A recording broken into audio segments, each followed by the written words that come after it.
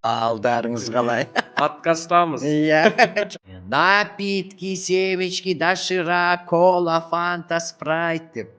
Дәуренім жүріптер. Шаршап кеттім мен.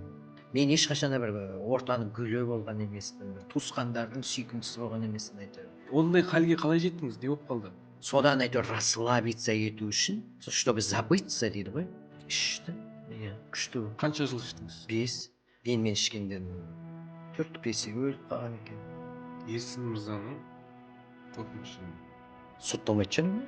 Казгуды бітіргендердің арасынан ең неудачный мен болған шығар. Ерсен сен шықпасаң зарплатаң берме дейді. Кетші бастыратың дейді. Теріс пікірлерді қалай қабылдайсыз? Ата бабамыз осыларды үшін елді қорғады ма? Жаман ойлар ана жаққа тартып тұрады ғой. Бар ма жалпы ол ғашығыңыз? Вообще үйленбеген. Ешқандай той болмайды мен өзім. Ондай жақтырмаймын.